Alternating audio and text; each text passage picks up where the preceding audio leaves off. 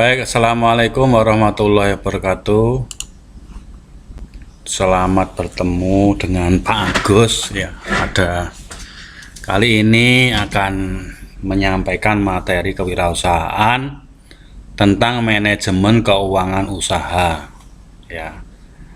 Manajemen keuangan usaha. Jadi memang di dalam wirausaha ya, wirausaha ini manajemen itu salah satunya adalah manajemen tentang keuangan. Sebelum ke sana, jadi saya ingin cerita sedikit terkait dengan kewirausahaan ya. Jadi tantangan kita sebagai seorang perawat itu adalah bagaimana kita ini menjadi wirausahawan, menjadi entrepreneur.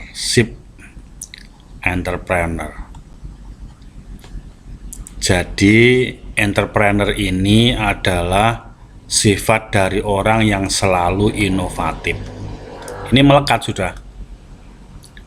Inovatif ini banyak nanti derivasi atau hal-hal yang mendukung ya, kedisiplinan, imajinasi, komunikasi, leadership skill ya, kemampuan memimpin, kemampuan negosiasi sebagai seorang negosiator. Kebetulan ini memang menjadi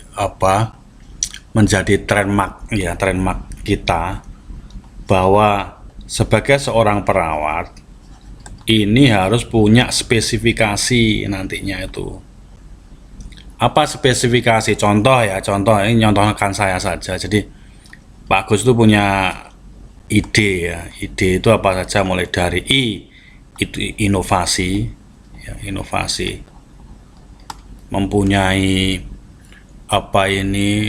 keinginan untuk selalu berubah, mengubah ya, berubah dan mengubah ya toh. Terus yang D itu disaster, kebencanaan. Memang saya mengkhususkan diri terutama pada nursing ya, nursing disaster. Yang terakhir tuh entrepreneur atau ya enaknya ngomong adalah usaha. Usaha ini di bidang apa saja? Perawatan banyak. Yang digeluti selama ini saya ada di klinik ya. Klinik baik itu klinik Pratama rawat inap maupun rawat jalan. Kalau praktek mandiri sudah tidak ya. Terus di home care. Home care ini ada beberapa lembaga yang telah didirikan untuk melaksanakan home care. Dan juga di klinik ini ada paguyuban klinik ya di sekitar lingkungan Pak Agus di Blitar ya, seperti itu. Jadi ini merupakan serangkaian jiwa yang dituangkan dalam, saya singkat, ide, inovasi, disaster, dan entrepreneur. Untuk inovasi seperti di belakang saya ini ada medali-medalinya ya, baik nasional maupun internasional, khususnya inovasi di bidang alkes ya, di bidang alat kesehatan dengan pendekatan TTG ya, teknologi tepat guna, sederhana, mudah didapat, mudah digunakan. Oke, jadi sebelum kita ngomongkan modal usaha ini, kita membicarakan juga yang paling penting adalah bagaimana tren usaha di bidang kesehatan. Permodalan ya, mulai dari investasi, mandiri atau kerjasama saham. Ya, di klinik-klinik itu seperti ini. Jadi ada yang mandiri, ada yang kerjasama, ya, ada investasi, ada investornya ya. Terus ada strategi perizinannya, legal hukumnya. Ini ada satu kuliah khusus ini ya kalau kita membicarakan terkait dengan klinik ya, seperti itu. Dan Pak Agus sebagai pengajar atau dosen tidak hanya berani ngomong ya, tapi juga teknis melaksanakan di lapangan. Bagaimana negosiasi, bagaimana mencari modal, bagaimana perizinan, bagaimana akreditasi, izin operasional, bagaimana negosiasi SDM terutama dokter, modal usaha, pengembangan, ya macam-macam. Itu memang harus ada satu kuliah khusus. Nanti mungkin BJMK bisa menagih ya, saya buatkan satu kuliah khusus terkait itu. Terus teknik mendapatkan modal usaha, ini inovasi kreativitas, pemasaran produk, itu pengembangan ya, mau dari place, terus price ya, price produk ya, kan ada place itu tempat ya, price itu harga, produknya apa. Nah, ini harus ada seperti itu. Baik, kita lanjutkan. Ini contoh secuil ya, saya spillkan sedikit tentang klinik sepi era fee for service. Nah, ini ide saya tahun 2019 ini. Saya biasa nulis-nulis seperti ini ya. Contohnya bagaimana ketika klinik sepi, mungkin bisa jika rekomendasi klien lama, klien baru kurang 25%, maka klinik dalam keadaan bahaya. Jadi kalau orang banyak mengatakan klinik kita itu tidak manjur, layanannya jelek, harganya mahal, nah itu bahaya itu. Kurang 25%. 20% dari 100 pasien, kira-kira 20 orang mengatakan jelek, itu bahaya. Walaupun itu 80 mengatakan baik. Ya.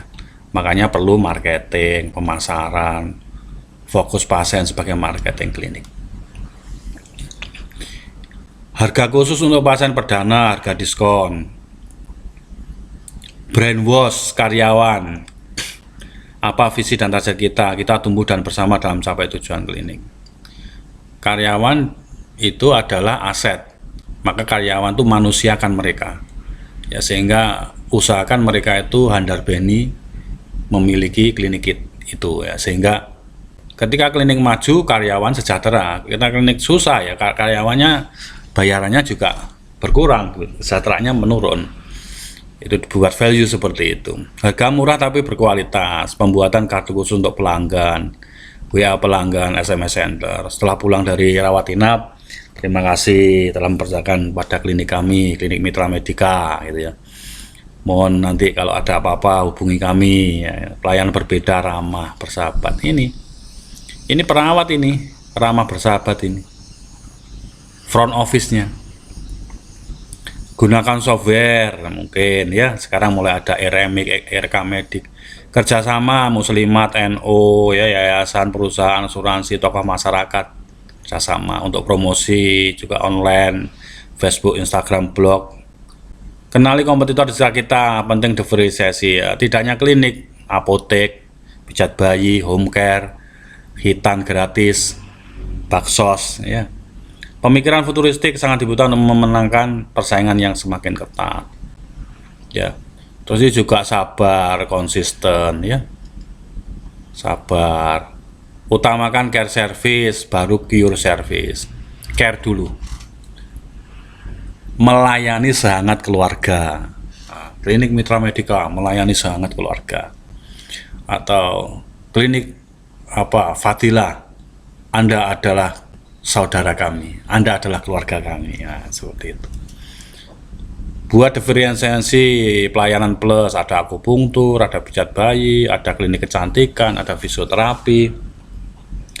Modal tidak selalu uang. Apa yang bisa kita jual dalam pelayanan terbaik itu modal. Jadi tidak harus sophisticated ya, klinik itu tampil bagus, gedungnya mewah, tidak. Tapi apa yang bisa kita jual dalam pelayanan yang terbaik ya. Jangan banyak main harga, karena harga itu berbau rasa. Artinya jangan ngolah ngalih harga itu ya. Jadi harga itu mulai dari kecil naik pelan-pelan ya. Dan melihat orang di sekitar kita ya. Budaya SDM yang kuat dan tidak simpang siur, fleksibel dan tahan banting dalam segala situasi. Ini penting. Setiap minggu kita bertemu, mendiskusikan, membicarakan bagaimana pengembangan, bagaimana mempertahankan. Pada saat kondisi COVID itu yang penting bertahan kemarin. Klinik tidak tutup. Ya, yang paling penting itu. Dan sekarang ada hasilnya ya. Sudah BPJS, sudah akreditasi, pasien mulai banyak, kapitasi BPJS mulai banyak. Ya, seperti itu. Dengan apa? Pengobatan gratis, stiker, layanan ramah, dokternya komunikatif. Diberitahu, dok, kalau ada pasien nanti gini, yang komunikatif. Adakan event, seminar balita sehat, parenting tumbuh kembang anak, ikuti ini Jafar Mania Club tuh ya, miniatur truk-truk itu, truk kecil-kecil itu loh, nah, itu ikut, ada tensi gratis, pemeriksaan kesehatan gratis. Ya, tumbuh dengan jejaring, manfaat informasi ya. Ini sekarang ada grup klinik ya, grup paguyuban klinik di sekitar saya ketuanya Pak Gus ya. Oke, pembuatan kartu VIP. Klinik kecil belum tentu kalah bersaing dengan klinik besar, bahkan rumah sakit sekalipun. Ya, kecil tapi layanannya bagus. Strategi, pelajari strategi dari klinik lain, apa kebiasaan mereka, tukar ide, database kuat, buat peta persaingan, tentukan pangsa pasar kita. Inspirasi semua, ini butuh inovasi. Ya, ini inspirasi. Oke, dalam RPS-nya itu bunyi gini, bagaimana kita memperoleh dana, bagaimana kita menggunakan dana, dan bagaimana kita mengelola. Terakhir nanti saya tunjukkan bagaimana laporan dari keuangan klinik ya, seperti itu.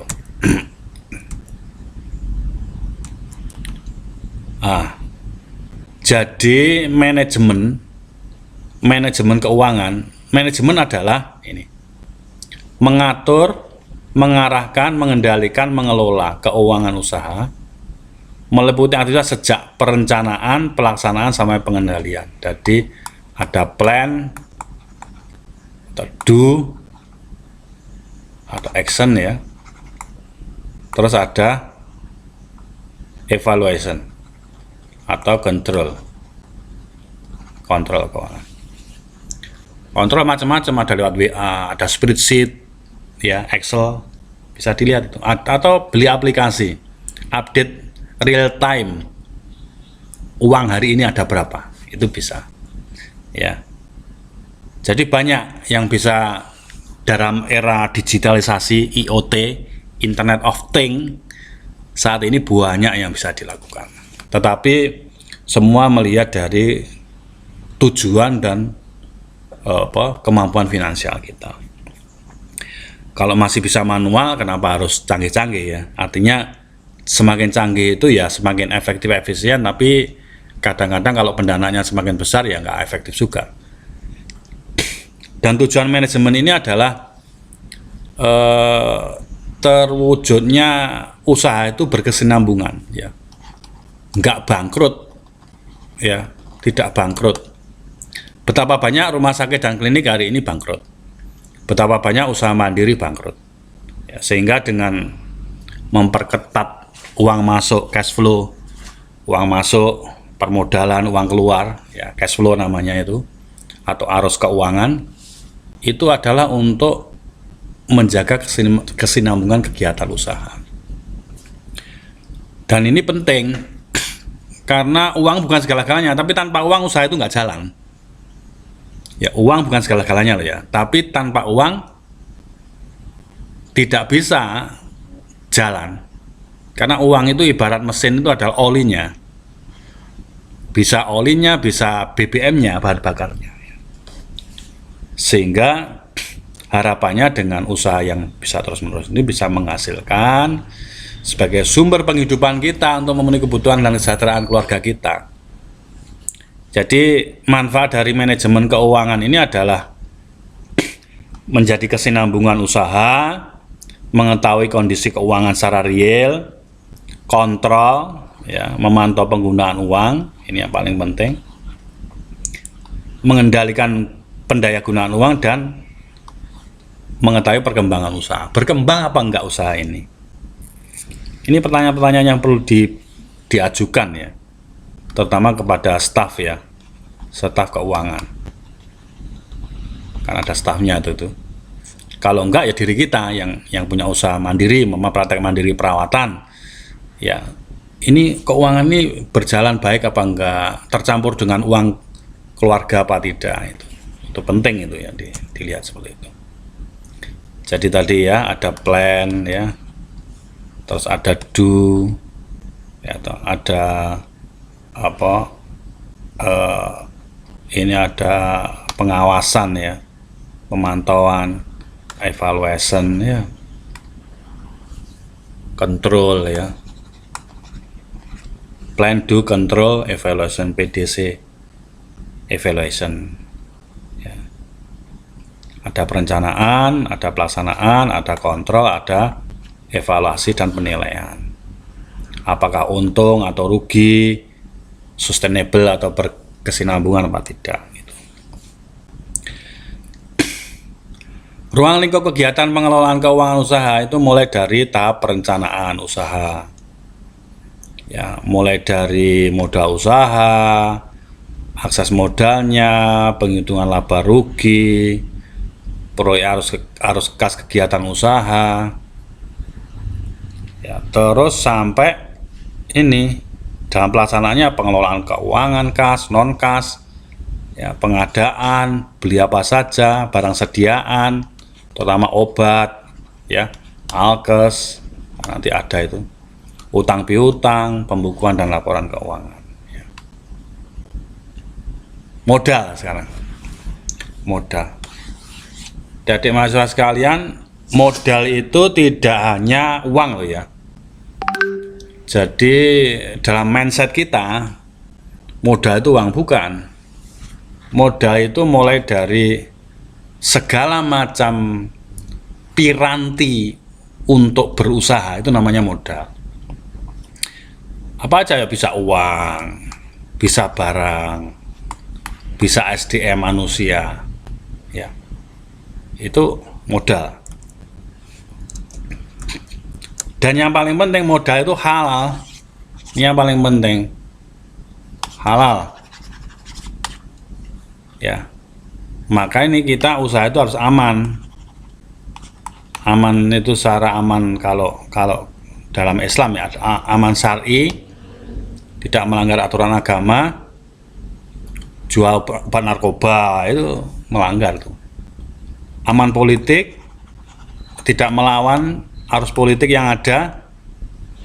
Aman hukum, harus ada izin, harus ada izin prinsip, izin pendirian usaha, izin operasional, akreditasi, BPJS, izin semua ya. Sekarang sumber dana. Sumber dana ini katakanlah usaha kita apa, macam-macam usaha di bidang kesehatan. Satu mungkin praktek mandiri ya, praktek mandiri adik-adik. Tapi memang praktek mandiri itu syaratnya Eskepnes ya, Eskepnes S1 ya, 1. Atau yang kedua apa, klinik. Klinik kita ada 2 ya, Ranap, klinik Pratama Rawat Inap, atau Raja, klinik Pratama Rawat Jalan. Kalau nggak praktek mandiri, mungkin praktek bersama. Boleh nih praktek bersama. Ini antara S1 dan D3, praktek bersama. Ada lagi baby spa and care. Gitu. Ada pijat bayi, bukan pijat bayi, pijat akupresur, akupunktur, bekam. Nah, ini termasuk di situ nanti herbal, main herbal ya. Ada juga toko obat, apotek ya. Kalau punya modal untuk apotek mungkin ya. Toko obat, apotek, atau alkes ya, menyediakan alkes. Terus home care center, HCC ya, home care center. Ini ada, kami di Blitar ada BNC ya namanya, Blitar Nursing Care ya, ada Facebook dan lain-lainnya. Terus ada Wound Care Center, rawat luka, lumayan ini rawat luka ini banyak. Ada ambulan 24 jam yang menyediakan transport untuk orang sakit 24 jam. Ada perawatnya, sopirnya perawat, pendampingnya perawat ya. Betapa banyak sekarang ambulan yang bodong ya, sopirnya sama keluarganya nggak paham kesehatan sama sekali ya. Maka kita menyediakan itu ambulan 24 jam. Nah, modal itu ada modal sendiri ada ya. Ini contohnya kan modal sendiri,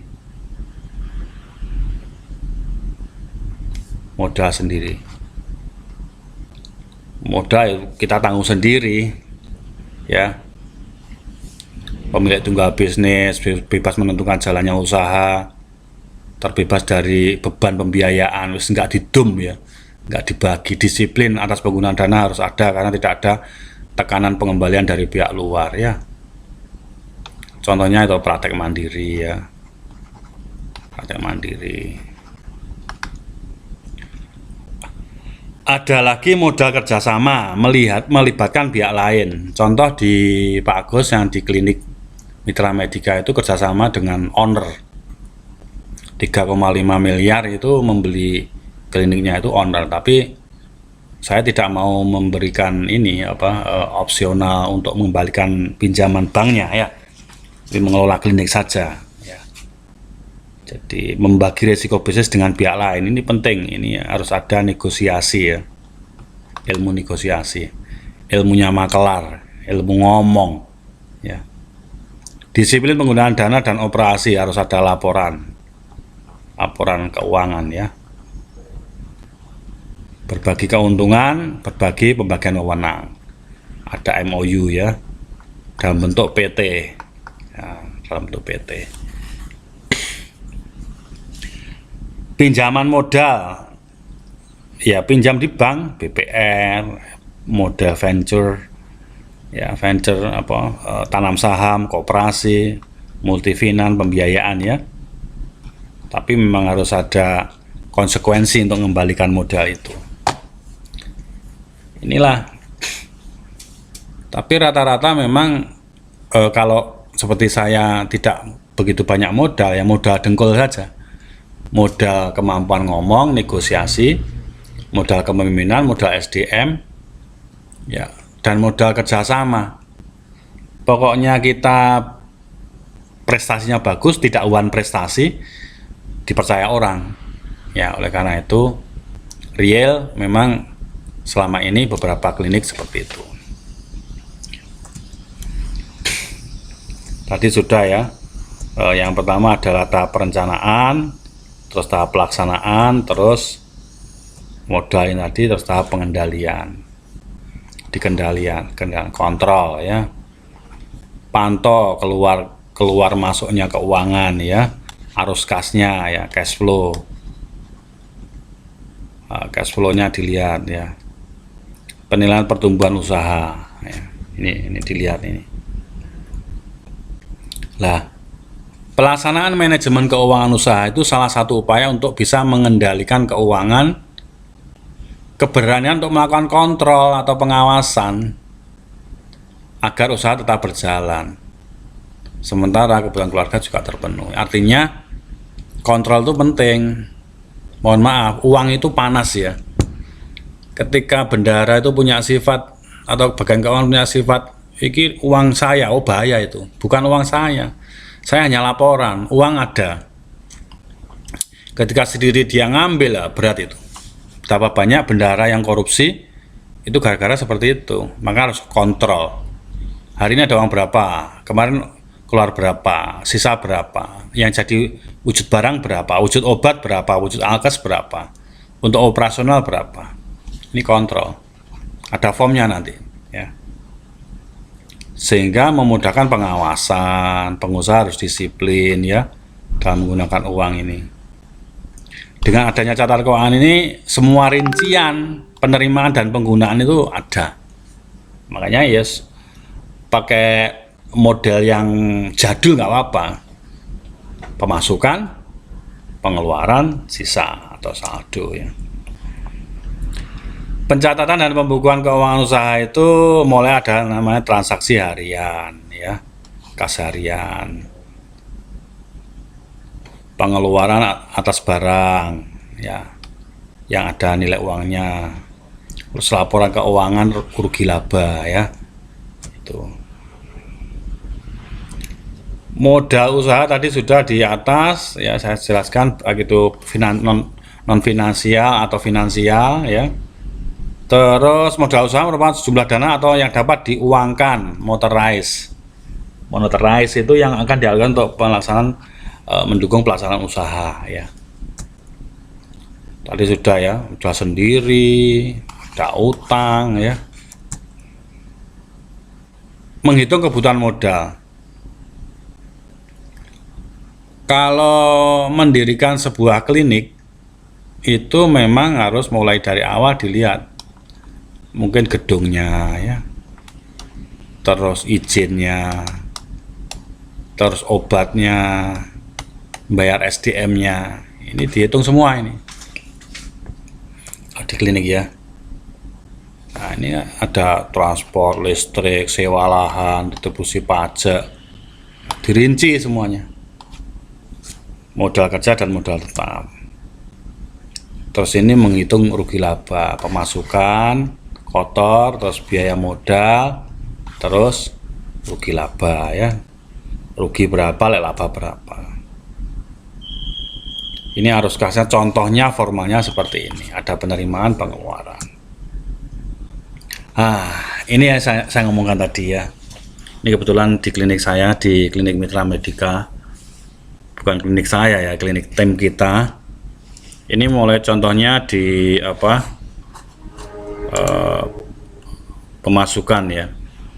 Ini ada rawat inap 44 juta, rawat jalan, laboratorium, apotek, klaim BPJS 44 juta ya.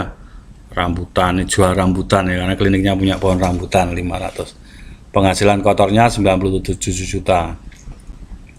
Pengeluarannya apa saja? Pengeluaran rutin, insentif pegawai, rekening ya.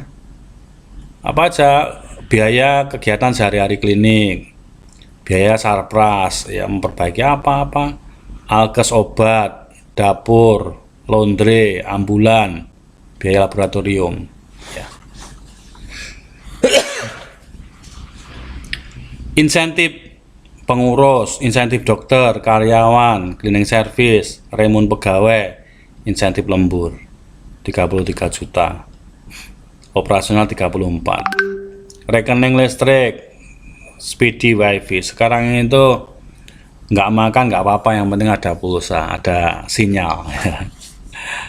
Nggak ada sinyal nanti pegawainya lesu ya, nggak bisa buka WA, nggak bisa melihat YouTube ya.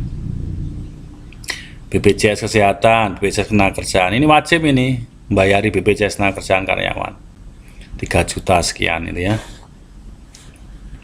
Kegiatan sosial klinik ini ada kita ya, ada pengobatan gratis, sekitar gratis, infak. Total pengeluaran rutin 72 juta. Jadi 72 juta. Saldonya berapa? Ya, saldonya paling tidak sekitar 72 juta. Pemasukan kotornya 97 ya. 97. Berarti berapa ini? 25 juta per bulan. Ini untuk apa? Cicilan bank ya, cicilan bank. Wes, ini contoh konkret penghitungan keuangan usaha klinik Pratama Rawat Inap ya, itu. Saya kira itu. Matur suwun, semangat mencari, jangan lupa doa ya. Semangat mencari, jangan lupa doa. Terima kasih. Assalamualaikum warahmatullahi wabarakatuh.